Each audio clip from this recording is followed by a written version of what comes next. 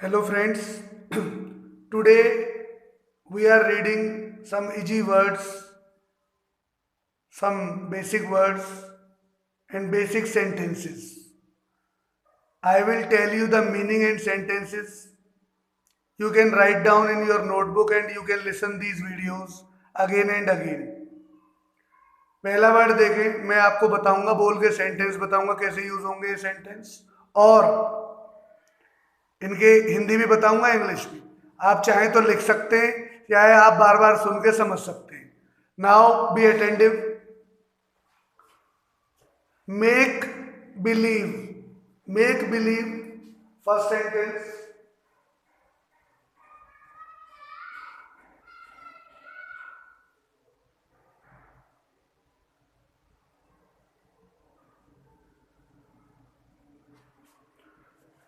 आप ऊपर वाले इन सेंटेंसेस को देखें, मेक बिलीव, मेक श्योर और एश्योर। इन तीनों ही शब्दों का मतलब क्या है? यकीन दिलाना। He made me believe about robbery. He make की फर्स्ट सेकंड फॉर्म क्या होगी बेटा? मेड। पास्ट इंडेफिनिट में चला गया ये। He made me believe about robbery.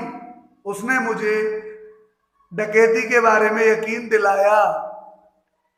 Make sure,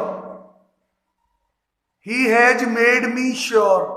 उसने मुझे यकीन दिला दिया है। He has assured me, assure को भी assure. He has assured me that he will give me a gold coin on Diwali. He has assured me that he will give me a gold coin on at Diwali। तो ऐसे इनको sentence में use करना है। Make weep, रुलाना।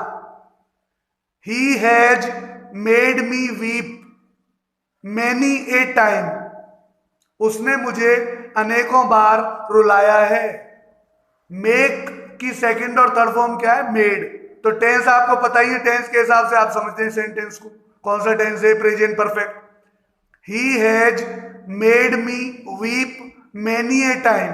उसने मुझे अनेकों बार रुलाया है।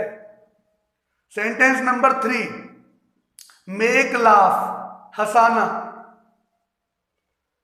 ही did not make me laugh yesterday. उसने कल मुझे नहीं हंसाया। डिड नॉट कहाँ आ गया? बीता हुआ समय, पास्ट इंडेफिनिट टेंस। जैसा कि मैं बता चुका हूं, टेंस सबसे पहले क्लियर करने, फिर ये चीजें जल्दी समझ में आएंगी। बाकी आप देखते रहे video. Make laugh, he did not make me laugh yesterday. उसने कल मुझे नहीं हंसाया। नेक्स्ट सेंटेंस, मेक स्टैंड, खड़ा करना। अध्यापक कल हम सबको बेंच पर खड़ा करेगा। Future indefinite tense. तो कैसे यूज करेंगे मेक स्टैंड को? Teacher will make us stand on the benches tomorrow. दोबारा से सुने। Teacher will make us stand on the benches tomorrow. Future indefinite, make stand, खड़ा करना। अध्यापक कल हमें बेंच पर खड़ा करेगा। तो ऐसे समझे बेटा। गेट आउट, गेट का वो लास्ट वीडियो में मैं बताना भूल गया, एक दो यूज। गेट आउट, बाहर जाना। You should get out the room. तुम कमरे से बाहर चले जाओ। और we can say you should get out from the room. तुम इस कमरे से बाहर चले जाओ। बाहर आना, he got out the room. वह कमरे से बाहर आ गया। ऐसे भी यूज कर सकते हैं। आगे देखो नेक्स्ट वर्ड।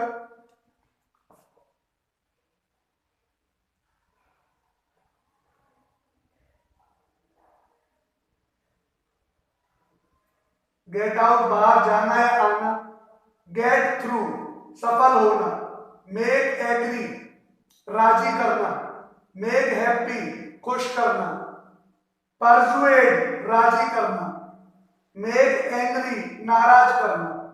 तो ऐसे इनके यूज है, इन्हें समझे, एक बार देखें, ध्यान से पढ़ें। I am telling you. Get through, number 6 पर गेट थ्रू, सफल होना।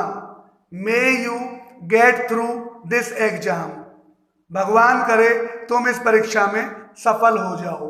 मे का प्रयोग कहां करते हैं? हम किसी के लिए दुआ मांगते हैं जब हम may you get through in this exam, भगवान करे तुम इस परीक्षा में सफल हो जाओ। आगे देखो बेटा, मेक एग्री, राजी करना। He has made me, make की third form made, present perfect tense में ये वाक्य बना रहा हूं मैं। He has made me agree for this marriage, he has made me agree for this marriage, उसने मुझे इस शादी के लिए राजी कर लिया है या उसने मुझे मना लिया है। आगे देखो नंबर 9 पर एक वर्ड है परसुएड, परसुएड माने भी राजी करना। जैसे he has made me agree for marriage, उसने मुझे शादी के लिए राजी कर लिया है। मैं इसको ऐसे भी बोल सकता था, he has persuaded me, he has, persuade की third form, he has persuaded me for marriage, उसने मुझे शादी के लिए राजी कर लिया है। नेक्स्ट सेंटेंस, मेक हैप्पी, खुश करना। वह तुम्हें एक अच्छा इनाम देकर खुश करेगा, फ्यूचर टेंस गागेगी। He will make you happy by giving a good prize, वह तुम्हें एक अच्छा इनाम देकर खुश करेगा। He will make you happy by giving a good prize. Is it clear? आगे देखें बेटा, सबसे लास्ट, मेक एंग्री, नाराज करना। तुम मुझे रोज नाराज क्यों करते हो? Why do you make me angry every day, present indefinite tense, ताहती है। तुम मुझे रोज नाराज क्यों करते हो? Why do you make me angry every day. Is it clear? आगे आप देखें next page,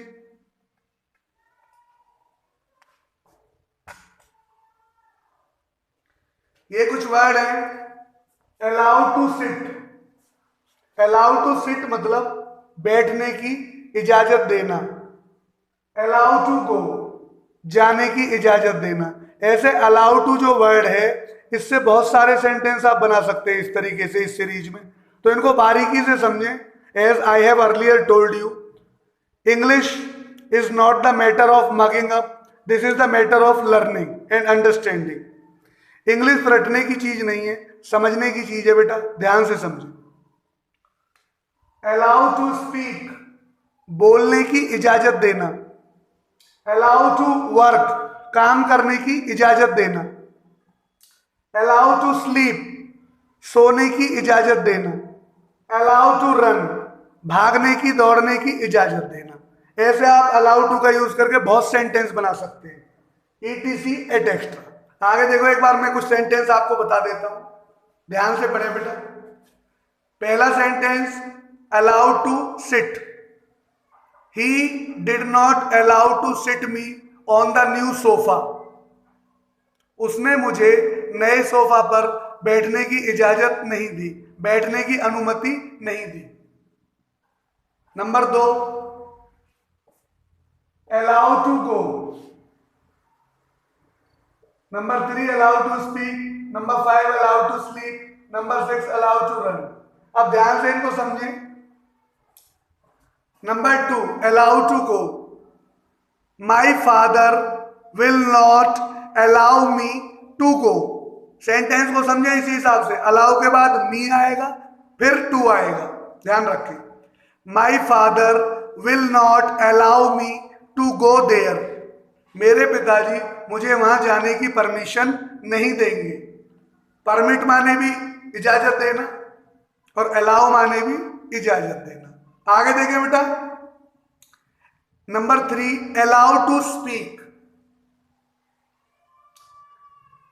they are not allowing me to speak the truth, they are not allowing me to speak the truth, वे मुझे सच बोलने की इजाजत नहीं दे रहे हैं। ध्यान से समझेंगे, मेरे हर एक वीडियो को देखेंगे, आप बहुत अच्छी इंग्लिश सीखेंगे बेटा। Be sure and do hard work. आगे देखो और बार बार ऐसे वाक्य खुद बना के देखिए। Allow to work, I can not allow you to work in this company. I can't, can't मतलब कैन नॉट, कैन नॉट की short form can't. I can't allow you to work in this company. I can't allow you to work in this company. मैं इस company में तुम्हें काम करने की इजाजत नहीं दे सकता हूं। अब जिन्होंने कैन के यूज पढ़े उन्हें पता है कैन का मतलब क्या है, तो ऐसे बेसिक रूल पढ़ के सारी चीजें धीरे धीरे समझ में आ जाएंगी। I can't allow you to work in this company. Number 5, allow to sleep. I can't allow you to sleep here this time. मैं तुम्हें इस समय यहां सोने की इजाजत नहीं दे सकता हूं। I can't allow you to sleep this time here. आगे देखिए last, allow to run. Police will never allow you to run from the jail. Police तुम्हें कभी भी जेल से भागने की इजाजत नहीं देगी या जाने की इजाजत नहीं देगी। Police will never allow you to run from the jail. Police कभी भी तुम्हें जेल से भागने की इजाजत नहीं देगी। अब इस तरीके से allow to से तुम 100 सेंटेंस बना सकते हो।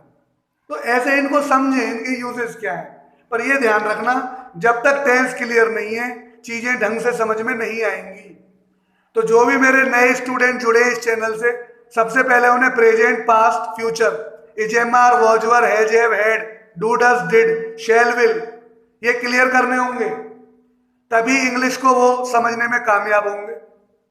डू हार्ड वर्क, ध्यान से समझें बेटा, बार बार देखें। Everything will be possible by doing hard work. और खुद इस तरीके के अलग से सेंटेंस बना बना के देखें, उनको बोल बोल के देखें, क्योंकि हर स्टूडेंट इंस्टीट्यूट नहीं आ सकता है। तो स्पोकन क्लास के लिए इंस्टीट्यूट वैसे तो आना पड़ेगा ही, पर जो नहीं आ सकते हैं, जो दूर रहने वाले स्टूडेंट हैं, उन्हें क्या करना है, इस तरीके के सेंटेंस अपने बहन भाइयों के साथ स्कूल में, क्लास में ऐसे यूज करके धीरे धीरे बोलने हैं, थोड़े थोड़े ऐसे धीरे धीरे योगा प्रैक्टिस से हो जाएगा सब। So thanks for watching this video, and please subscribe my channel to your friends and share my channels to your friends so that everybody can get advantages of this good English and easy rules of English. So thanks for watching this, friend.